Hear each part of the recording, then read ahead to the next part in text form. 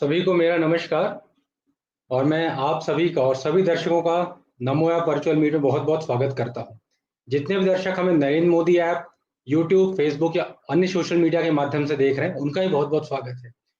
और ये संसदीय देशाटन की जो सीरीज, जो यात्रा हमारी शुरू की थी हमने, वो अब नई दिल्ली पहुंच चुकी है और वहां से नई दिल्ली की माननीय सांसद श्रीमती मीनाक्षी लेखी जी आज हमारे साथ मुख्य मेहमान के तौर पर मौजूद हैं। मैडम, मैं आपका पुनः स्वागत करता हूं और पुनः धन्यवाद। शब्द मैंने इसलिए इस्तेमाल किया क्योंकि हमने एक वर्चुअल मीट आपके साथ की है, हमने आपका मार्गदर्शन हमें प्राप्त हुआ है। तो आज हम चाहेंगे आपको किसी परिचय की आप मोहताज नहीं है, लोग जानते हैं एक लोकप्रिय सांसद के रूप में और सोशल मीडिया पे आप काफी एक्टिव हैं। तो हम चाहेंगे कि आप प्रारंभिक उद्बोधन दें और फिर हम प्रश्न उत्तर के माध्यम से आपके संसदीय क्षेत्र के बारे में जानेंगे। माननीय सांसद जी। बहुत-बहुत धन्यवाद पुनीत जी, अरविंद जी, अंत्या जी, अंकुर जी और अंबर जी। अ, आप सबसे मेरा बहुत पुराना परिचय है और आप सब जानते हैं कि हम लोगों ने 2012 ऑनवर्ड्स किस प्रकार से काम किया है और वो समय था कि जब लोगों को ये भरोसा नहीं था कि नरेंद्र मोदी जी कभी भारत के प्रधानमंत्री होंगे। और हम लोग, जो मैं कहूँगी, मैं और मेरी वानर सेना, आप सब उस वानर सेना का हिस्सा है, जो हम लोगों का ये सपना था कि प्रधानमंत्री तो नरेंद्र मोदी जी ही हो सकते हैं और वही होंगे। और जो भी प्रयास हम लोगों को करना है, चाहे वो नमो टी पार्टी हो, चाहे अन्य चीजें हो, हर एक चीज के ऊपर एक-एक मिनट बाय मिनट हम लोग रिस्पॉन्ड करते थे। तो वो जो एनर्जी थी, शक्ति थी, जिसका हमने कोई कमर्शियल प्रयोग या किसी अन्य प्रकार का प्रयोग नहीं किया, बल्कि हमारे आइडियाज को अन्य लोगों ने कॉपी करके उसको बढ़ाने का प्रयास किया और उसका कमर्शियल यूटिलाइजेशन किया, जो कि हमें ये बात बाद में समझ आई। लेकिन हम सब ने एक मोदी टीम के वॉलंटियर के रूप में काम किया है और बाकी पद प्रतिष्ठा जो भी चीजें रही हों, वो एक तरफ, लेकिन सपना एक ही था कि मोदी जी भारत के प्रधानमंत्री बने। और आज प्रसन्नता का विषय ये है कि मोदी जी भारत के प्रधानमंत्री ही नहीं बने, बल्कि दूसरी बार उससे भी भारी बहुमत से जीत के आए और मतलब उसके आगे कभी अपनी नजर ही लगती है, पर मुझे मालूम है कि अगला चुनाव भी वही जीतने वाले हैं। ये सब हम जैसे बच्चे कच्चों का भरोसा था, विश्वास था। और कारण सिर्फ ये था कि एक, जब युग परिवर्तन होता है, और मैं ऐसा मानती हूँ, मेरे मन में कई प्रश्न होते थे, तो उस परिवर्तन में छोटे से छोटा अंग भी उसी परिवर्तन का हिस्सा बन जाता है। और जब तक छोटे से छोटा अंग उस परिवर्तन का हिस्सा नहीं है, तब तक बड़े से बड़ा परिवर्तन की हम कामना नहीं कर सकते। मुझे मालूम है कि 2012-13 उससे पहले का समय बहुत ही देश के लिए एक ऐसा समय था जब हम सब एक ऐसी स्थिति से गुजर रहे थे कि सवाल ही सवाल थे कि कैसे इससे निकलेंगे। इतना हमारा डेट बढ़ा हुआ है, अंतर्राष्ट्रीय स्तर पर हमारी साख गिरी हुई है, इतना सब भ्रष्टाचार है। क्या हम इसी देश को बनाने के लिए, जो हम सबका बचपन से सपना था, मेरे सपनों का भारत, तो मेरे सपनों का भारत कभी पूरा होगा भी या नहीं? मतलब मेरी उम्र के लोगों को तो ये लगता था कि मेरा जीवन ऐसे ही नष्ट हो जाएगा, व्यर्थ चला जाएगा और हम जिस परिवर्तन की कामना कर रहे हैं, वो परिवर्तन कभी अपने जीवन में देखने को नहीं मिलेगा। जिन सब के लिए हमारे पूर्वजों ने लड़ाई लड़ी, हम सब उस लड़ाई का हिस्सा बने, पर क्या वो परिवर्तन हम अपनी आँखों के आगे देख पाएँगे? ये प्रश्न मन में रहता था। और मैं आप सबसे उम्र में बड़ी हूँ, आप सब मेरे बच्चों की उम्र के लोग हैं, लेकिन हम सब लोगों ने मिलकर एक टीम की तरह काम किया, तो मुझे भी कभी एहसास नहीं हुआ कि मेरी असली उम्र क्या है। अ अ, मगर मन में कहीं न कहीं जो अधिक उम्र के लोग होते हैं, मेरे जैसे लोग होते हैं, उनके मन में ये चर्चा बैकग्राउंड में ज़रूर चलती है कि आधा जीवन हम निकाल चुके हैं।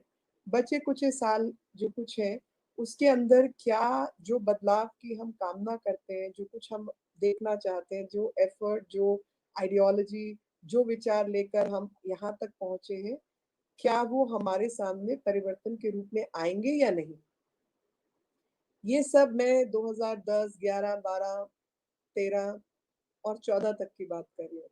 और जिसका नतीजा है कि 2014 के अंदर वो परिवर्तन करने में हम सबका सहयोग भी रहा और देश के हर बच्चे का मन और मस्तिष्क भी इसी बदलाव की ओर चल पड़ा। अ, और वो बदलाव मुझे लगता है कि एक व्यक्ति के साथ हज़ारों, लाखों और इस केस के अंदर करोड़ों लोगों की किस्मत और एक पूरे देश का अस्तित्व जुड़ा हुआ है कि प्रधानमंत्री की कुर्सी पर कौन बैठेगा, वो निर्धारित करेगा कि देश का भविष्य कैसा होगा। वो निर्धारित करेगा कि आप सब भविष्य में किस पॉलिसी को लेकर आगे बढ़ने वाले हैं। वो निर्धारित करेगा कि क्या हम भारत को विश्व गुरु बनाने में कुछ मदद कर पा रहे हैं या नहीं? क्या हम इस देश के गरीब, किसान, मज़दूर, शोषित, पीड़ित तक अपनी योजनाओं का लाभ पहुँचा पा रहे हैं या नहीं? क्या हमने भ्रष्टाचार को कम करने में कुछ योगदान दिया है या नहीं? क्या हमने शिक्षा नीति के प्रति कोई काम किया है या नहीं? क्या हमने एससी, एसटी, शोषित, पीड़ित वर्ग के लिए हम साथ खड़े हुए हैं या नहीं? क्या हमने महिलाओं के को बदलते हुए समाज में बदलने का मौका दिया है उस समाज के साथ या उस समाज को महिलाओं के अनुरूप बदलने का काम किया है या नहीं? क्या हमने आने वाली भावी पीढ़ी के लिए काम किया है या नहीं? और मुझे बेहद प्रसन्नता है, बेहद मतलब बेहद कि ये सब विचार जो हम सबके मस्तिष्क में थे, एटलीस्ट मेरे जैसे लोग जो राजनीति में आए इस मकसद से थे कि राजनीति को माध्यम बना के समाज का परिवर्तन किया जाए और हम समाज बदल पाएँ, हम नीतियाँ बदल पाएँ, हम लोगों के देखने का नज़रिया बदल पाएँ। उस सब बदलाव में अब बदला या नहीं मेरे को नहीं मालूम, वो शायद आप लोग बेहतर बता पाएँगे, लेकिन मैं इस बात को भरोसे के साथ कह सकती हूँ कि हमने पूर्ण निष्ठा के साथ कार्य किया है और जो भी जैसे राम सेतु में एक गिलहरी का भी सहयोग था, मैं अपने आप को उस गिलहरी के रूप में देखती हूँ कि हर काम के अंदर मेरा भी छोटा-मोटा सहयोग रहा है कि हम उस परिवर्तन का हिस्सा बने, जो कि हमारी आने वाली पीढ़ियाँ और हमारे देश के भले के लिए समर्पित हो और जितना जीवन है, वो इस भारत माता की सेवा में हम निकाल पाएँ। और वो सब संभव हुआ क्योंकि इस केस के अंदर एक व्यक्ति जो कि भारत का प्रधानमंत्री कौन होगा?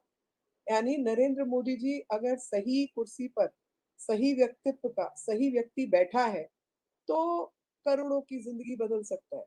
लेकिन सही कुर्सी पर अगर गलत व्यक्ति, गलत नीतियाँ लेके बैठा है, तो हज़ारों करोड़ की ज़िंदगी डुबो सकता है। हमें एटलीस्ट मेरे जैसे व्यक्ति को प्रसन्नता है कि ये सब बदलाव मैं अपने समय काल में देख पाई। ये सब बदलाव का मैं उस गिलहरी के रूप में हिस्सेदार रही और पूर्ण निष्ठा और सहयोग के साथ ये सब कार्य जो है वो समर्पण भाव के साथ पूरे हुए।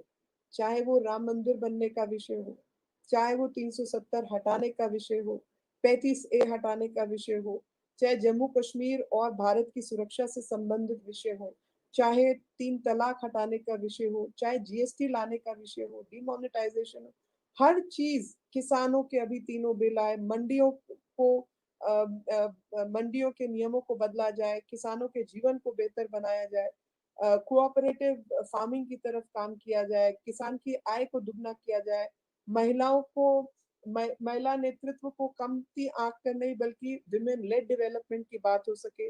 एससी-एसटी वर्ग को एक वोट बैंक के रूप में इस्तेमाल ना किया जाए बल्कि ग्राउंड के ऊपर उनकी जो चुनौतियाँ हैं उनमें हस्तक्षेप करके उनके जीवन को बेहतर किया जाए। डिसेबिलिटी मात्र एक खाना-पूर्ति ना रह जाए बल्कि दिव्यांग केवल नाम ही ना बदले बल्कि नीतियाँ बदले जिनका 3 प्रतिशत जो है हायर एजुकेशन में जो है रिज़र्व होता था उसको 5% किया गया। उनके लिए बहुत सारी नीतियाँ लाई गई, उनको हेल्थ इंश्योरेंस में 1 लाख रुपए तक का लाभ दिया गया। 7 सेंटर्स बनाए गए नेशनल इम्पोर्टेंस के 7 उसमें रीजनल सेंटर्स बनाए गए for early identification of people with disability. तो मुझे लगता है कि नीतिगत रूप से चाहे वो फाइनेंशियल स्ट्रक्चरिंग थी, चाहे वो एग्रीकल्चर था, चाहे वो इंफ्रास्ट्रक्चर डेवलपमेंट था, मतलब वो दिन याद कीजिए जब आप 2.5 किलोमीटर रोज की रफ्तार से सड़क बना रहे थे और आपने उसको 28 से 32 किलोमीटर रोज की रफ्तार से बनाना शुरू कर दिया। आपका इंफ्रास्ट्रक्चर पे कोई काम नहीं था, आपने लॉजिस्टिक चेन बनाने का काम किया। आपने पोर्ट्स और क्योंकि 2 लोग काशी और इलाहाबाद से, गोरखपुर वगैरह से हमारे साथ जुड़े हैं, तो मैं ज़रूर बताना चाहूँगी कि आप आज नदियों में जहाज़ चलाने की बात कर रहे हैं। आप नदियों को मालवाहक योजना के तहत माल ढोने का काम करने की बात कर रहे हैं, ताकि वो पोर्ट्स डेवलप हो, जिसकी वजह से जो सड़क पे पेट्रोल फूकता है और सामान महँगे में जाता है, वो सस्ते में ट्रांसपोर्टेशन हो सके। जिस देश के अंदर इतनी सारी नदियाँ हैं, वहाँ पर उन नदियों का इस्तेमाल ना किया जाए एक सड़क के रूप में, बल्कि उन सड़कों का प्रयोग किया जाए जो पूरे देश में जाल ही नहीं है। एक समझ नहीं आता। उसी प्रकार से एनर्जी सेक्टर के अंदर रिन्यूएबल एनर्जी के ऊपर काम किया जाए।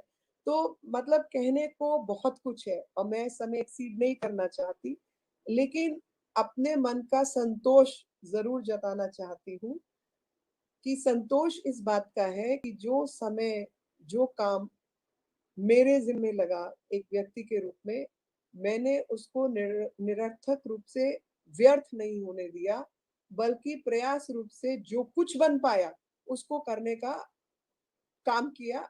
सब काम पूर्ण रूप से हो गए ऐसा मैं नहीं कहती हूँ, लेकिन ना इच्छा शक्ति की कमी थी, ना काम की कमी थी, ना नियत की कमी थी और वो पूरी चेन प्रधानमंत्री जी के नेतृत्व से प्रभावित होकर ही हम सब लोग इस ज़मीन पर उतरे थे और उनका प्रभाव हम सबके मन पर, मस्तिष्क पर इतना अधिक था कि वो एक कमांड करते थे तो हम सब आ जाते थे और जब बदलाव की बात आती है तो मुझे लगता है कि स्वच्छ भारत को तो बिल्कुल कम आंकने की ज़रूरत नहीं है क्योंकि वो भी नज़रिया बदलने की बात थी।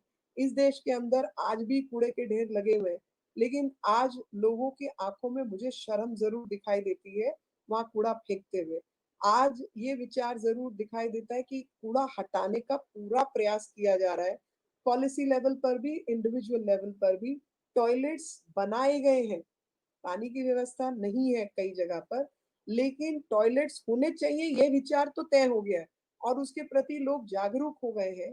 अब पानी के ऊपर काम किया जा रहा है और पानी की व्यवस्थाओं को भी बढ़ाया जा रहा है कि हर घर को पाइप के माध्यम से पाइप वाटर सप्लाई किया जाए। महिलाओं को धुआँ मुक्त खाना बनाने के लिए गैस सिलेंडर प्रोवाइड कराया जाए। प्रधानमंत्री आवास योजना में जो घर हैं, वो महिलाओं के नाम पर हो क्योंकि वो दारू-वारू पी के अपना घर मॉर्गेज नहीं करेगी बल्कि बच्चों की एक सिक्योरिटी के रूप में उस घर को रखने वाली है और उसमें महिला सशक्तिकरण ग्राउंड लेवल पे हो रहा है। तो मैं ज़्यादा नहीं बोलना चाहती क्योंकि मुझे लगता है कि मैं पूरा सेशन ही बोलने में निकाल सकती हूँ, इतना सब काम सरकार ने किया है और मुझे बहुत खुशी है कि उस सब बदलाव का, उस सब इतिहास का एक छोटा-सा एक अणु माफिक मैं भी उसमें उपस्थित रही। अ, ये ईश्वर को धन्यवाद देना चाहती हूँ और भारत माता की जय कहने का सिर्फ एक अ, मुख से प्रयास नहीं बल्कि मन से इच्छा के साथ, उस सेवा भाव के साथ हम भी काम कर पाएँ, इस बात का संतोष है। जय हिंद। आपको कुछ भी प्रश्न करने हो तो प्लीज़ आप पूछिए।